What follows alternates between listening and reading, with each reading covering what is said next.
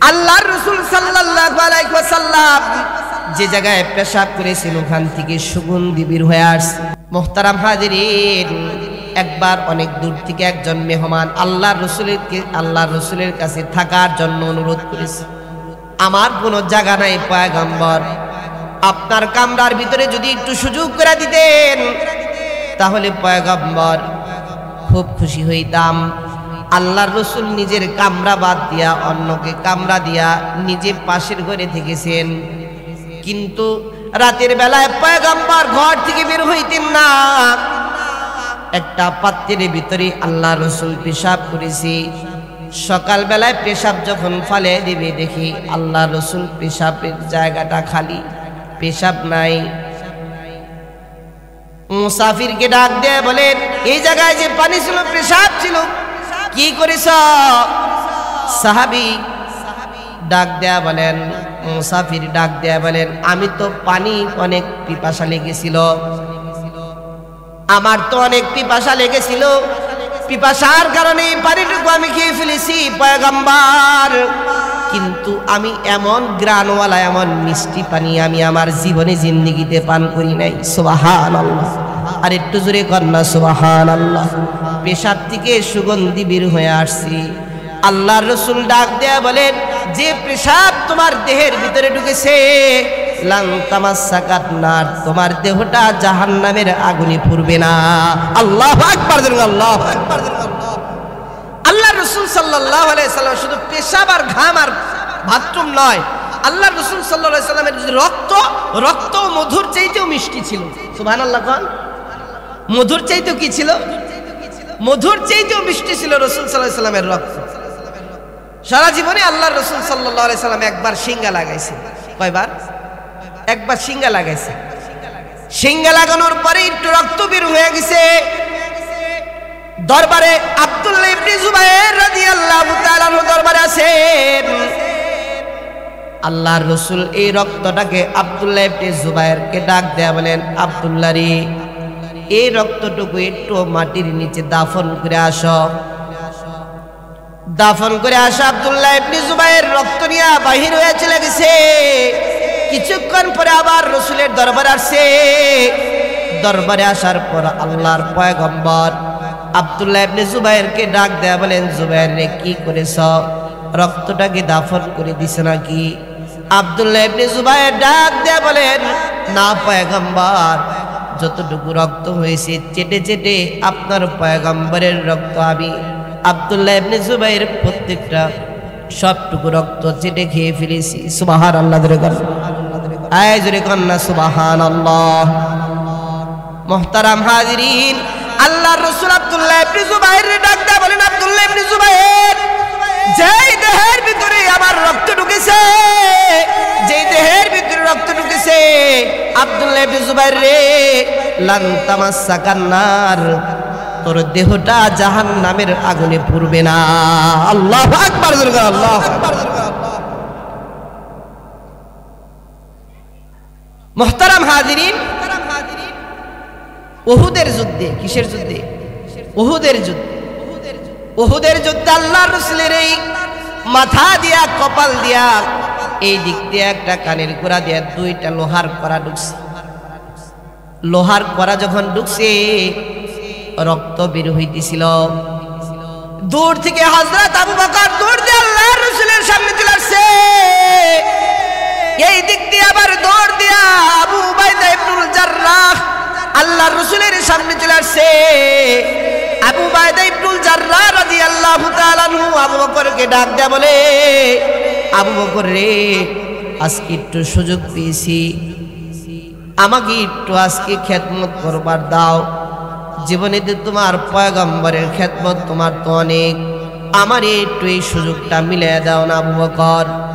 আবু উবাইদা ইবনুল জাররাহ রাদিয়াল্লাহু তাআলা আনহু, আবু উবাইদা ইবনুল জাররাহ সাথে সাথে বনের পশু চিনল যারে, চিনল না হাই মানুষ তারে। বনের পশু চিনল যারে, চিনল না হাই মানুষ তারে। আল আহাদে ডাকি দিলে তারি, আল আহাদে ডাকি দিলে তাই, কাফের বেদিন পাথর মারে। চিনল না হাই মানুষ তারে। বনের পশু চিনল জানে, চিনল না হাই মানুষ তারে। আবু জাহেল লাহাবেরা মন্দ কাজে ছিল সেরা। আবু জাহেল লাহাবেরা মন্দ কাজে ছিল সেরা। আকাশ বাতাস কাঁদে যেন, আকাশ বাতাস কাঁদে যেন, তাদের হাজার অনাচারে। চিনল না হাই মানুষ তারে। বনের পশু চিনল যারে, চিনল না হাই মানুষ তারে। পাগল বলে যাই যে তারা, ভিটে মাটি করে ছাড়া। পাগল বলে দেয় যে তারা, ভিটে মাটি করে ছাড়া। নানা রকম দেয় অপবাদ, নানা রকম দেয় অপবাদ। লাঞ্ছনা দেয় বারে বারে, চিনল না হাই মানুষ তারে। বনের পশু চিনল যারে। সবচেয়ে দামি নেতা হইবার চায়, তাহলে একজন মানুষকে ফলো করতে হবে।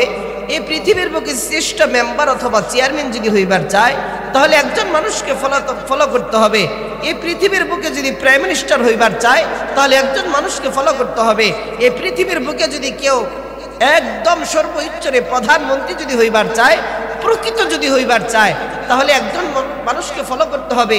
তার নাম আখিরি জামানার নবী মুহাম্মদুর রাসূলুল্লাহ সাল্লাল্লাহু আলাইহি ওয়াসাল্লামকে ফলো করা। তার আদর্শকে যদি কেউ ফলো করে, তাহলে সে প্রকৃত বাবা হতে পারবে। তার আদর্শকে যদি কেউ ফলো করে, সে প্রকৃত মা হতে পারবে। তার আদর্শকে যদি কেউ ফলো করে, সে প্রকৃত শিক্ষক হতে পারবে। তার আদর্শকে যদি কেউ ফলো করে, সে প্রকৃত খতিব হতে পারবে। তার আদর্শকে যদি কেউ ফলো করে, সে প্রকৃত ইমাম হতে পারবে। তার আদর্শকে যদি কেউ প্রকৃত ফলো করে, তাহলে সে প্রকৃত শাশুড়ি হতে পারবে, সে প্রকৃত শ্বশুর হতে পারবে, ডক্টর হতে পারবে, চেয়ারম্যান হতে পারবে, এমপি হতে পারবে, প্রধানমন্ত্রী হতে পারবে। ঠিক কিনা জোরে কোন? ঠিক কিনা জোরে কোন? ঠিক। আদর্শকে মানতে হবে। মুহতারাম হাজিরিন, আল্লাহর রাসূলকে নিয়ে শান মান আলোচনা করা অনেক কঠিন, তবু আপনাদের সামনে আলোচনা করি। আল্লাহর রাসূল সাল্লাল্লাহু আলাইহি ওয়াসাল্লাম কি পরিমাণ সুন্দর ছিলেন, তার আখলাক কেমন ছিল, তার সৌন্দর্য কেমন ছিল, তার মুআমালা কেমন ছিল, তার মুআশারাত কেমন ছিল, আমাদের আলোচনা করার দরকার আছে না নাই? আলোচনা করার দরকার। মুহতারাম হাজিরিন, তার আগে আমি বলি, এই পৃথিবীর সব মানুষ সিরাত থেকে দূরে সরে যাওয়ার কারণে আজকে মানুষেরা অধপতনে চলে যাইতেছে এবং তারা ধ্বংস হয়ে যাইতেছে। একটাই কারণ, সিরাত থেকে দূরে থাকার কারণে। রসুলের আদর্শ চিনে না, রসুলকে চিনে না, রসুলের জীবনকে চিনে না, রসুলের জীবনের আদর্শকে চিনে না, সুন্নাহকে চিনে না। এই জন্য পৃথিবী থেকে সে লাঞ্ছিত হয়ে বদমাশ হয়ে ফিরে যাইতেছে। ঠিক কিনা জোরে কথা? মুহতারাম হাজরিন, এক নাম্বার দরকার হবে, মানুষ যদি গঠনমূলক মানুষ হইবার চায়, প্রকৃত মানুষ, মানুষের মতো মানুষ হইবার চায়, সে যেন রাসূলুল্লাহ সাল্লাল্লাহু আলাইহি সাল্লামকে ফলো করে। মুহতারাম হাজরিন, এখন তো আমাদের কাছ থেকে নবীজির সিরাত আমাদের কাছ থেকে হারিয়ে যাইতেছে। আমরা যখন স্কুল কলেজে পড়েছি অথবা স্কুলে পড়েছি, প্রাইমারি সেকশনেও পড়েছি, তখন আমাদের স্কুলগুলোর বইয়ের ভিতরে নবীজির সিরাত ছিল কি ছিল না? সাহাবায়ে কেরামের আদর্শের ঘটনাগুলো ছিল কি ছিল না? নবী এবং রসুলগণের ইতিহাস ছিল কি ছিল না? সিরাত ছিল, সাহাবায়ে কেরামের ইতিহাস ছিল। এখন আমাদের বাচ্চারা নবীজির সিরাত পায় না, নবী ও রসুলগণের আদর্শ খুঁজে পায় না, সাহাবায়ে কেরামের ঘটনা পায় না। এই জন্য আস্তে আস্তে মুসলমানদের বাচ্চারা ইহুদি আর খ্রিস্টানদের নেচারে চলে যেতেছে। একটাই কারণ, নবীজির সিরাত তার কাছে নেই। সিরাত যদি থাকতো, কলিজার ভিতরে যদি রসুলের আদর্শ থাকতো, নবীজির সিরাত থাকতো, কোনোদিন মানুষ পথভ্রষ্ট হতে পারে না। ঠিক কিনা ধরে কেন? এই জন্য সিরাত দরকার। একবার আল্লাহর রাসূল সাল্লাল্লাহু আলাইহি ওয়াসাল্লাম তার কিছু সাহাবায়ে কেরাম নিয়ে এক জায়গায় বসে আছে।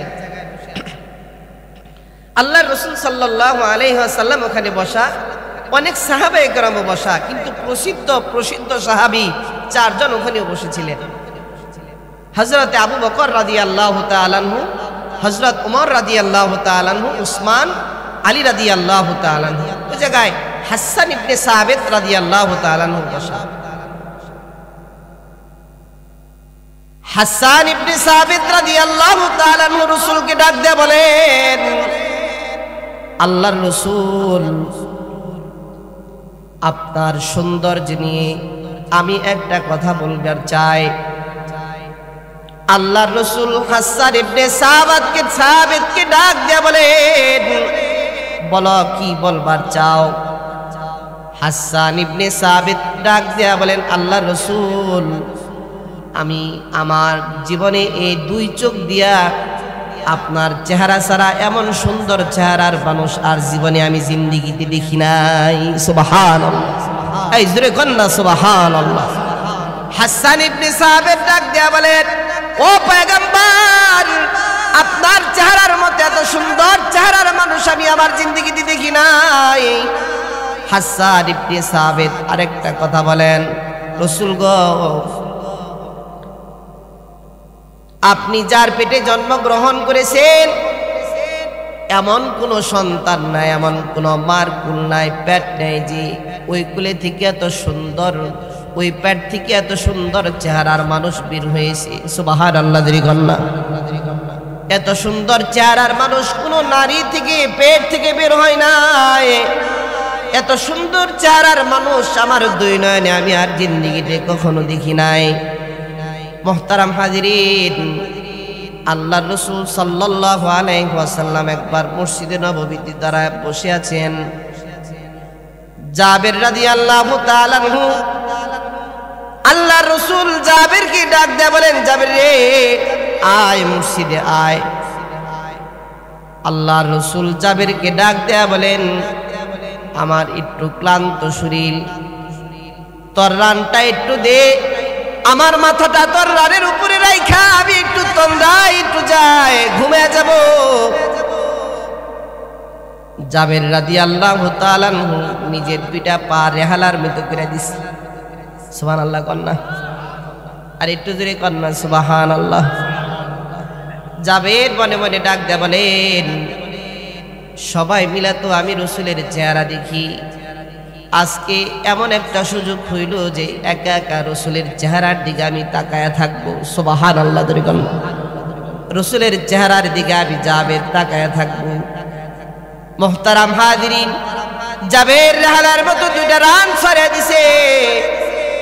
জাবের রাদিয়াল্লাহু তাআলা আনহুর রানের উপরে আল্লাহর রসুলের মাথা, আল্লাহর রসুলের মাথা যখন দিছে তন্দ্রাচ্ছন্ন হয়ে গেছেন, ঘুমের ঘরে চলে গেছে। ঘুমের ঘরে চলে যাওয়ার পর জাবের রাদিয়াল্লাহু তাআলা আনহু রসুলের চেহারার দিকে তাকায় আছেন, রসুলের চেহারার দিকে তাকায় আছেন, একটা পলকও পড়ে না। জাবেরি কিছুক্ষণ পরে মসজিদে নববীর একদম মাঝখানে সূর্যের আলো একদম মসজিদে নববীর খেজুর গাছের ফাঁক দিয়া মসজিদে নববীর ভিতরে পড়ছে। সুবহানাল্লাহ জোরে কন্যা, আর জোরে কন্যা সুবহানাল্লাহ। মসজিদের ভিতরে যখন পড়ছে, জাবের রাদিয়াল্লাহু তাআলা আনহু একবার রাতের সূর্যের দিকে তাকায়, চাঁদের দিকে তাকায়, একবার আর একবার রাসূলের চেহারার দিকে তাকায়, আবার রাতের চাঁদের দিকে তাকায়, আবার রাসূলের চেহারার দিকে তাকায়। মনে মনে চিন্তা করে কে সুন্দর, এটা যদি নির্ণয় করতে পারতাম। একটু ভালো করে তাকায় দেখি জাবের রাদিয়াল্লাহু তাআলা আনহু রাসূলের চেহারার দিকে এমন ভাবে তাকায়, আবার চাঁদের দিকে তাকায়, আবার রাসূলের চেহারার দিকে তাকায়। শেষ পর্যন্ত জাবের রাদিয়াল্লাহু তাআলা আনহু সিদ্ধান্ত নিয়েছেন, চাঁদের চাইতেও আমার পয়গম্বরের চেহারাটা অনেক বেশি সুন্দর। সুবহানাল্লাহ, আর জোরে কন্না সুবহানাল্লাহ, আর জোরে কন্না সুবহানাল্লাহ। কিন্তু হাদিসের ভিতরে তো আসছে, সাহাবায়ে কেরাম বর্ণনা করেছেন আল্লাহর রাসূলের চেহারা চাঁদের নাই সুন্দর, চাঁদের নাই। আর জাবের ডাক দেয়া বলে, চাঁদের চাইতেও সুন্দর আমার পয়গম্বরের চেহারা। আল্লাহু আকবার, জোরে করো আল্লাহু আকবার, এই জোরে করো আল্লাহু আকবার। ওই সময় হযরত আয়েশা সিদ্দিকা রাদিয়াল্লাহু তাআলা আনহা ডাক দেয়া বলেন, জাবের, হাসান ইবনে সাবিত তোমরা আর কতটুকু সুন্দর দেখছো?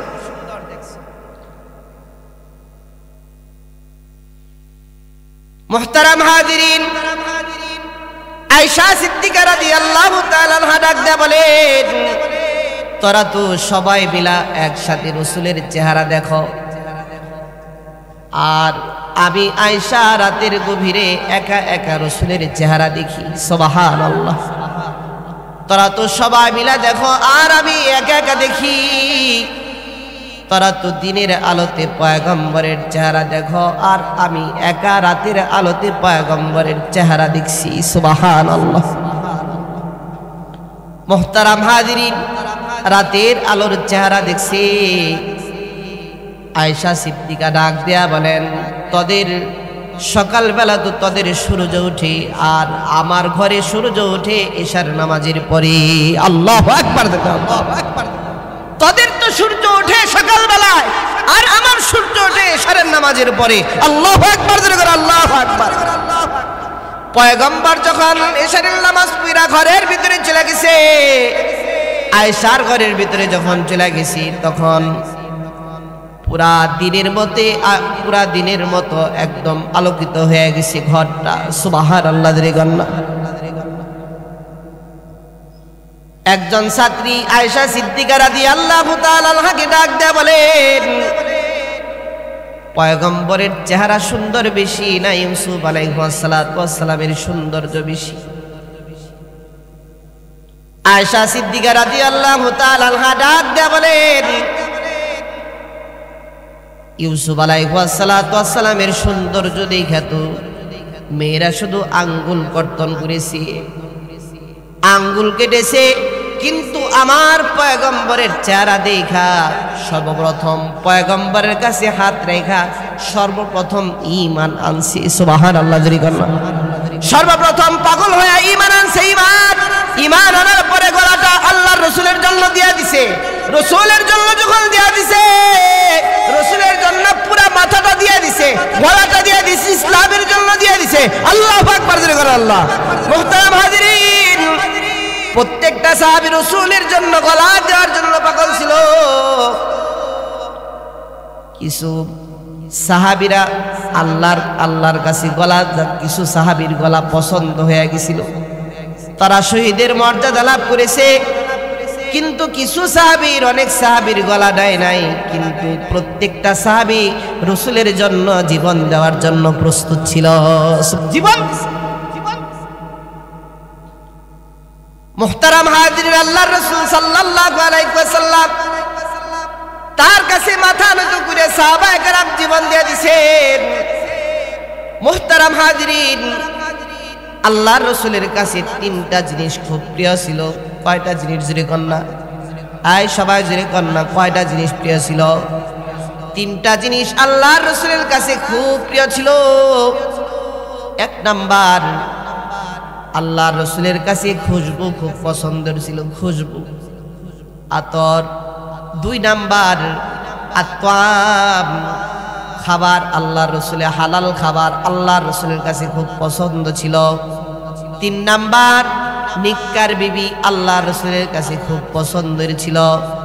এই তিনটা পছন্দ থাকার কারণে আল্লাহ রাব্বুল আলামিন আল্লাহর রাসূলকে এই তিনটা জিনিস আল্লাহ রাব্বুল আলামিন রাসূলকে দিয়েছেন। সুবহানাল্লাহ কন্যা। আতর কেমনে দিছেন? আল্লাহর রাসূলকে আতর, এমন আতর দিছেন মাথা থেকে পা পর্যন্ত রাসূলের শরীর থেকে যা বের হয় তা আতর না মিশকে আম্বারের চাইতেও সুগন্ধি বের হয়ে যায়। আল্লাহু আকবার, আল্লাহু আকবার, বের হয়ে যায়। আমাদের শরীর থেকে যদি ঘাম বের হয় তাহলে তো দুর্গন্ধ বের হয়, ঠিক কিনা? দুর্গন্ধ বের হয়। আর রাসূলের শরীর থেকে যখন ঘাম বের হইতো মিশকে আম্বারের চাইতেও সুগন্ধি বের হয়ে যাইত। সুবহানাল্লাহ, সুবহানাল্লাহ, সুগন্ধি বের হয়ে যাইত। একবার এক সাহাবীর মেয়ের বিয়ে, সাহাবী দৌড়ে আল্লাহর রাসূলের কাছে আসছে। আল্লাহর রাসূলকে ডাক দেয়া বলেন, আমার ঘরে কোনো আতর নাই, খুশবু নাই, কিন্তু আমার মেয়ের তো বিয়ে, খুশবু দরকার পয়গম্বর। আল্লাহর রাসূল সাহাবীকে ডাক দেয়া বলে, সাহাবী রে, তুমি কোনো শিশি আনছো নাকি? আমার কাছে একটু শিশিটা দাও। আল্লাহর রাসূলের হাতে একটা শিশি দিছি।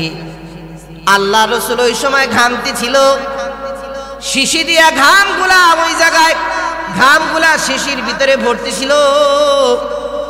ঘামটা পুরা শিশির ভিতরে ভইরা সাহাবীরে দিয়ে দিছে, যাও, এটা তুমি এই বাড়ি নিয়ে যাওয়ার আগ পর্যন্ত এই বোতলটা, শিশিটা খুলবে না। খুলে নাই, বিয়ে বাড়ির ভিতরে যা খুলবা, যখন তোমার মেহমান আসবে ওই সময় যা খুলবি। মুহতারাম হাজিরিন, যখন মেহমান পুরা, যখন বাড়িতে উঠানের ভিতরে সমস্ত মেহমানরা চলে আসছি, ওই সময় পয়গম্বরের ঘাম শিশির ভিতরে যে ঢুকে দিছে, পুরা শিশিটা যখন খুলছে, বেশকে আম্বরের গ্রানটা পুরা ময়দানে ছড়ায় গেছে। সুবহানাল্লাহ। সকলে ডাক দেয়া বলেন, এমন খুশবু তুমি পাইলা কোথায়?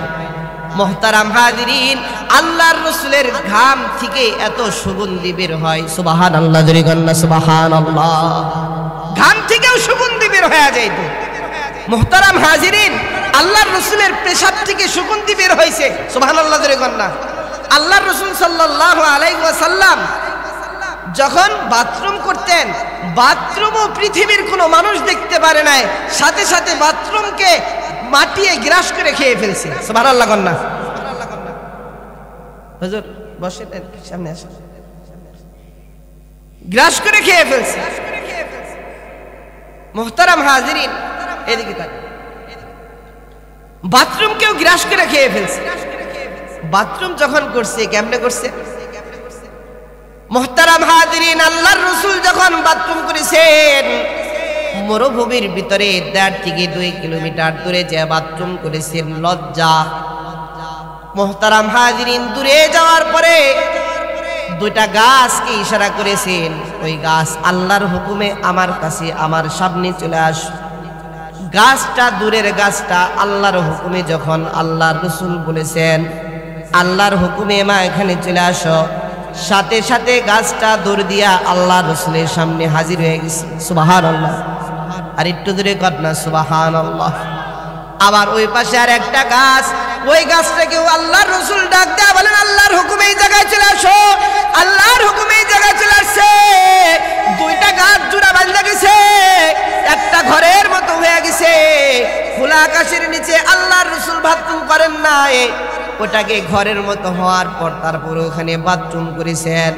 মুহতারাম হাজিরিন, বাথরুম করার পর গাছটাকে ডাক দেয়া বলেন, আল্লাহর হুকুমে যেখানে ছিল সেখানে চলে যাও। আবার গাছটা আল্লাহর হুকুমে ওই জায়গায় চলে গেছেন। আল্লাহু আকবার জোরে বলেন আল্লাহু আকবার। এগুলো নবীজির সিরাত, নবীজির সিরাত, নবীজির সিরাত থেকে আজকে আমরা অনেক দূরে। মুহতারাম হাজিরিন, খালি মানুষ মিলাদ বুঝাইবার চায়, মানুষের শুধু মিলাদ বুঝাইবার, আল্লাহর রাসূলের মিলাদ বুঝাইতে চায়। মিলাদ তো রাসূলের জন্ম মুহতারাম হাজিরিন, আর রাসূলের সমস্ত জিন্দেগিটা হলো সিরাত। সুবহানাল্লাহ জোরে বলেন না, বলেন না মিলাদ বুঝবার চাই না সিরাত বুঝবার চাই? সিরাত বোঝা দরকার। মুহতারাম হাজিরিন, জিলাপি খাওয়ান চাই তো এই জন্য মিলাদের ভাবটা বেশি না, ঠিক কিনা জোরে বলেন না কেন? মুহতারাম হাজিরিন, আল্লাহর রাসূল সাল্লাল্লাহু আলাইহি ওয়াসাল্লাম যে জায়গায় পেশাব করেছেন ওখান থেকে সুগন্ধি বের হয়ে আসছে। মুহতারাম হাজিরিন, একবার অনেক দূর থেকে একজন মেহমান আল্লাহর রাসূলের কাছে থাকার জন্য অনুরোধ করেছে। আমার কোনো জায়গা নাই পয়গম্বর, আপনার কামরার ভিতরে যদি একটু সুযোগ করে দিতেন তাহলে পয়গম্বর খুব খুশি হইতাম। আল্লাহর রাসূল নিজের কামরা বাদ দিয়া অন্যকে কামরা দিয়া নিজে পাশের ঘরে থেকেছেন, কিন্তু রাতের বেলায় পয়গম্বর ঘর থেকে বের হইতেন না। একটা পাত্রের ভিতরে আল্লাহর রাসূল পেশাব করেছে।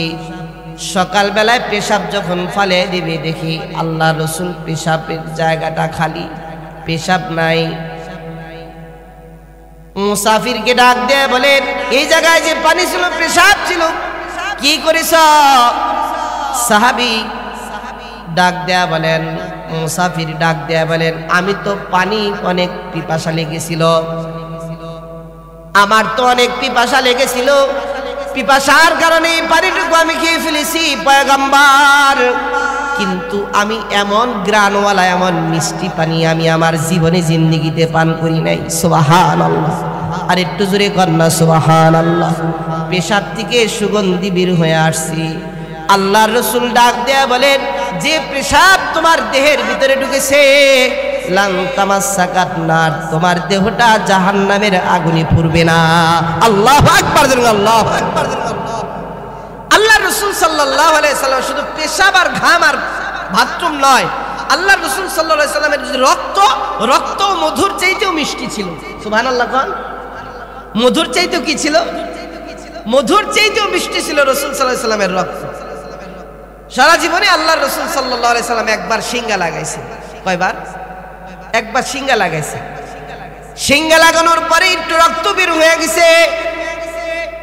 দরবারে আব্দুল্লাহ ইবনে জুবায়ের রাদিয়াল্লাহু তাআলা দরবারে আছেন। আল্লাহর রাসূল এই রক্তটাকে আব্দুল্লাহ ইবনে জুবায়েরকে ডাক দেয়া বলেন, আব্দুল্লাহ রে, এই রক্তটুকু একটু মাটির নিচে দাফন করে আসো। দাফন করে আসো। আব্দুল্লাহ ইবনে জুবায়ের রক্ত নিয়ে বাহির হয়ে চলে গেছে। কিছুক্ষণ পরে আবার রাসূলের দরবারে আসছে। দরবারে আসার পর আল্লাহর পয়গম্বর আব্দুল্লাহ ইবনে জুবায়েরকে ডাক দেয়া বলেন, জুবায়ের রে, কি করেছ? রক্তটাকে দাফন করে দিছ নাকি? আব্দুল্লাহ ইবনে জুবায়ের ডাক দেয়া বলেন, না পয়গম্বর, যতটুকু রক্ত হয়েছে চেটে চেটে আপনার পয়গম্বরের রক্ত আমি আব্দুল্লাহ ইবনে জুবায়ের প্রত্যেকটা সবটুকু রক্ত চেটে খেয়ে ফেলেছি। সুবহানাল্লাহ, আয় জোরে কন্যা সুবহানাল্লাহ। মুহতারাম হাজিরিন, আল্লাহর রাসূল আব্দুল্লাহ ইবনে জুবায়ের ডাক দেয়া বলেন, আব্দুল্লাহ ইবনে জুবায়ের, যেই দেহের ভিতরে আমার রক্ত ঢুকেছে, যেই দেহের ভিতরে রক্ত ঢুকেছে, আব্দুল্লাহ ইবনে জুবায়ের রে, লান তামাসসাকান নার, তোর দেহটা জাহান্নামের আগুনে পুড়বে না। আল্লাহু আকবার, আল্লাহু আকবার। মুহতারাম হাজিরিন, উহুদের যুদ্ধে, কিসের যুদ্ধে? উহুদের যুদ্ধে। উহুদের যুদ্ধে আল্লাহর রাসূলের এই মাথা দিয়া, কপাল দিয়া, এই দিক দিয়ে একটা কানের গোড়া দিয়া দুইটা লোহার কড়া ঢুকছে। লোহার কড়া যখন ঢুকছে রক্ত বের হইতেছিল। দূর থেকে হযরত আবু বকর দৌড় দিয়ে আল্লাহর রাসূলের সামনে চলে আসছে। এই দিক দিয়ে আবার দৌড় দিয়া আবু উবাইদা ইবনুল জাররাহ আল্লাহর রাসূলের সামনে চলে আসছে।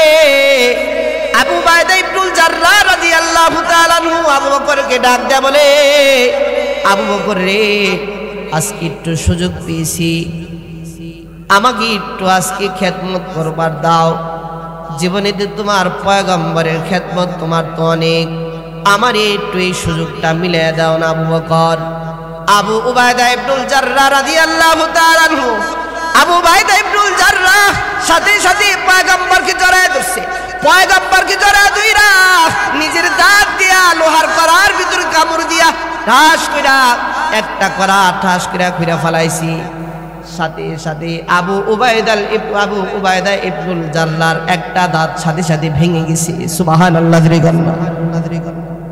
আবার আবু উবাইদা ইবনুল জাররাহ রাদিয়াল্লাহু তাআলা আনহু আবার আরেকটা লোহার করার মধ্যে আবার মুখ লাগাইছে, টান দিছে, হয়ে গেছে।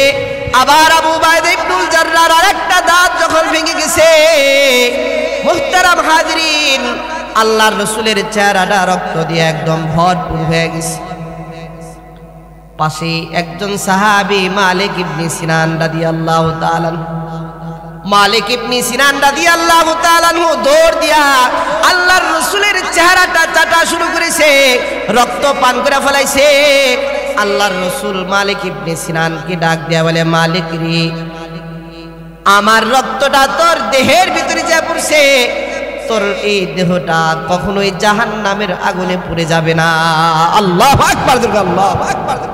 রাসূলের শান্ত এমন, আল্লাহ রাসূল সাল্লাল্লাহু আলাইহি ওয়াসাল্লামকে আল্লাহ রাব্বুল আলামিন নিজে আলাম নাশরাহ লাকা সাদরাক, আলাম নাশরাহ লাকা সাদরাক, আল্লাহ রাব্বুল আলামিন ডাক দিয়ে বলেন, আমি আল্লাহ তাআলার নূর, আমি রাসূলকে নূরে নূরান্বিত করেছি, নূর দিয়ে আলোকিত করেছি। সুবহানাল্লাহ।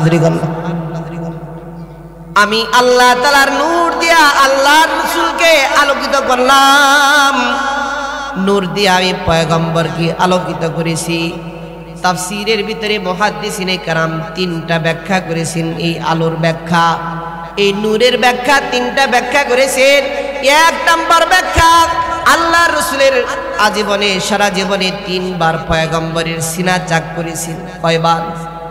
তিনবার সিনা চাক করেছেন, এটা একটা নূর আলোকিত করেছেন।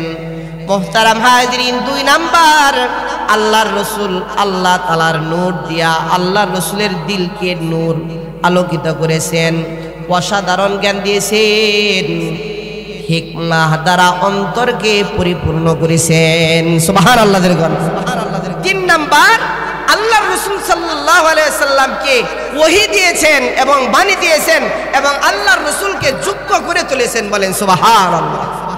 যোগ্য করে তুলেছেন, যোগ্য।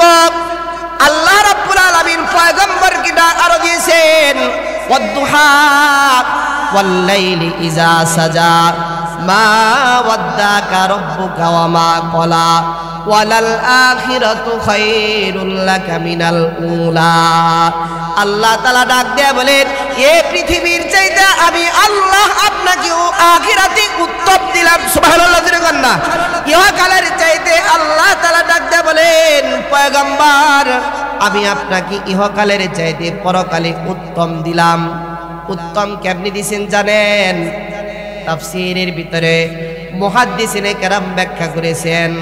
ও মুহতারাম হাজিরিন, এক নাম্বার ব্যাখ্যা করেছেন, আল্লাহর রাসূলকে এত দিয়েছেন, এই পৃথিবীর চাইতে আল্লাহ তাআলা আখিরাতে 100 গুণ মর্যাদা বৃদ্ধি করেছেন। সুবহানাল্লাহ। কত গুণ?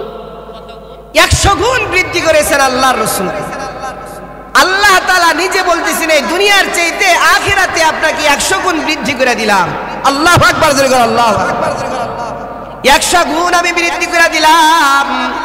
দুই নাম্বার, রাসূল সমস্ত নবী এবং রাসূলগণের নেতৃত্ব আমি আপনাকে দিলাম। সুবহানাল্লাহ। সমস্ত নবী এবং রাসূলের নেতৃত্ব আমি আপনাকে দিলাম পয়গম্বর। তিন নাম্বার, মুহতারাম হাজিরিন, আল্লাহর রাসূলকে আর কাউরে এটা দেয় না, পয়গম্বরকে মাকামে মাহমুদ দান করবেন। সুবহানাল্লাহ। মাকামে মাহমুদ আল্লাহর রাসূলকে দিবেন আল্লাহ রাব্বুল আলামিন। ওই জায়গায় হাসরের ময়দানে ময়দানে আইকাও আর কেউ ওই জায়গায় সুপারিশ করার মতো থাকবে না। আদম আলাইহিস সালাম কথা বলার সাহস নাই, ইব্রাহিম আলাইহিস সালাম কথা বলার সাহস নাই, মুসা কালিমুল্লাহ কথা বলার সাহস নাই, ইসমাইল জাবিউল্লাহ কথা বলার সাহস নাই, ঈসা পয়গম্বর কোনো কথা বলার সাহস নাই, কোনো পয়গম্বর কি কথা বলার কোনো ক্ষমতা নাই। একজন পয়গম্বর শেষ নবী, আখিরি জামানার নবী মুহাম্মাদুর রাসূলুল্লাহ সাল্লাল্লাহু আলাইহি ওয়াসাল্লাম, ওই জায়গায় আল্লাহ রসুল সুপারিশ করবেন, আর কারো কোনো ক্ষমতা থাকবে না, কথা বলার কেউ সাহস থাকবে না। তার কারণ আল্লাহ তাআলা ওই জায়গায় কাহার রূপ নেবেন, কেউ কোনো কথা বলার সাহস পাবে না। একজন পয়গম্বর কথা বলবেন, তিনি হলো আখিরি জামানার নবী মুহাম্মাদুর রাসূলুল্লাহ সাল্লাল্লাহু আলাইহি ওয়াসাল্লাম। হাশরের ময়দানে আল্লাহ রাব্বুল আলামিনের সামনে শুধু পয়গম্বর কথা বলবেন। আল্লাহু আকবার, আল্লাহু আকবার। একটু মুহাব্বতে জিকির করেন লা ইলাহা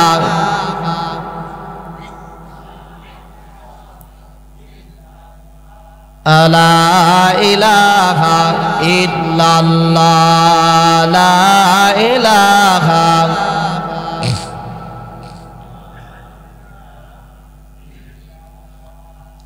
লা ইলাহা ইল্লাল্লাহ, লা ইলাহা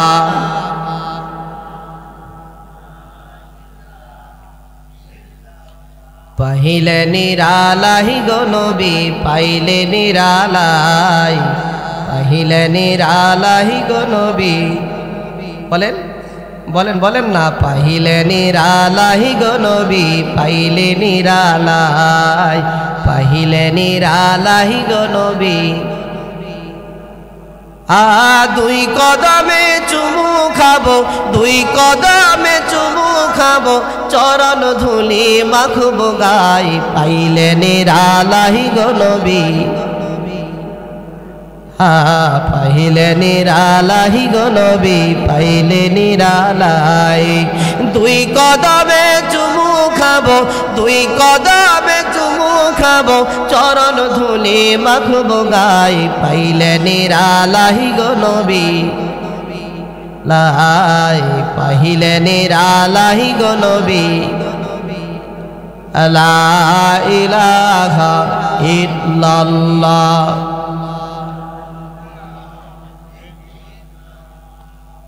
লা ইলাহা ইল্লাল্লাহ, লা ইলাহা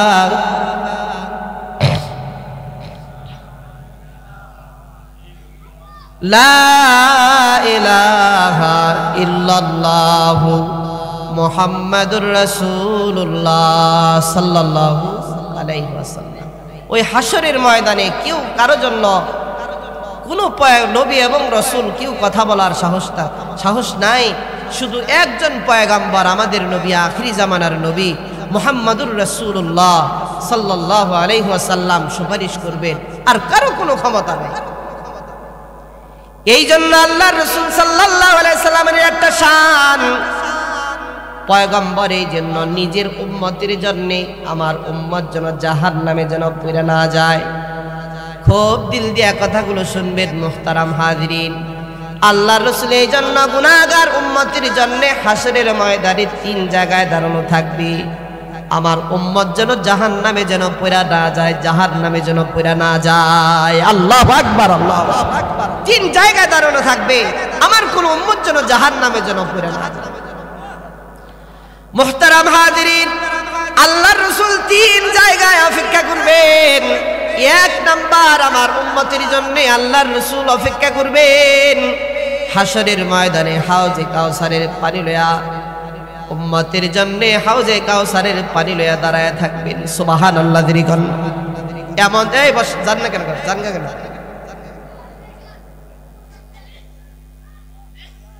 একটা মানুষ উঠে গেলে গা মনে হইতেছে আমার বয়ান হইতেছে না, বুঝতেছেন না আপনারা বুঝেননি কথা? খারাপ লাগতেছে আপনাদের? আচ্ছা, হাশরের ময়দানে আল্লাহর রাসূল গুনাহগার উম্মতের জন্য তিন জায়গায় দাঁড়াবেন। এক নাম্বার, হাসরের ময়দানে হাউজে কাউসারের পানি লয়ে আল্লাহর রাসূল দাঁড়ায় থাকবেন। মুহতারাম হাজিরিন, কিছু উম্মত ওই হাসরের ময়দানে আল্লাহর রাসূলের চেহারাটা দেখা পাগলের মতো হয়ে যাবে। আল্লাহর রাসূল ও উম্মতের চেহারাটা দেখবেন, চেহারা দেখা উম্মতটা আল্লাহর রাসূলের চেহারাটা যখন দেখবেন, দৌড় দিয়ে আল্লাহর রাসূলের সামনে চলে যাইব। দৌড় দিয়া যখন আল্লাহর রাসূলের সামনে চলে আসবে, উপর থেকে একটা বান্দা আর রাসূলের মাঝখানে একটা কালো পর্দা টাইনা যাবে। কালো পর্দা যখন টাকবে, ওই সময় সাথে সাথে পয়গম্বর আসমানের দিকে তাকায়া মালিককে ডাক দেয়া বলবেন, আল্লাহ, আমি আমার উম্মতের চেহারাগুলো দেখতে পারতেছি না মালিক। এ আল্লাহ, আমি তো আমার উম্মতের চেহারাগুলো দেখতে পারতেছি না। আল্লাহ, আসমান থেকে আল্লাহ রাব্বুল আলামিন পয়গম্বরকে ডাক দেয়া বলবেন, পয়গম্বর, আপনার কোনো চিন্তা নাই, আপনাদের ওই উম্মতের চেহারাগুলো আপনি দেখতে পারবেন।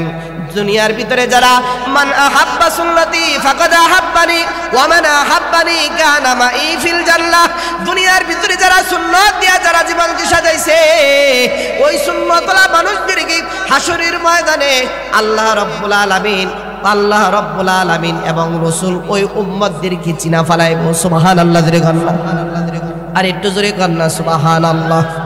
মুহতারাম হাজিরিন, এক নাম্বার থাকবে হাসরের ময়দানে হাউজে কাউসারের পানি লইয়া দাঁড়ায় থাকবেন।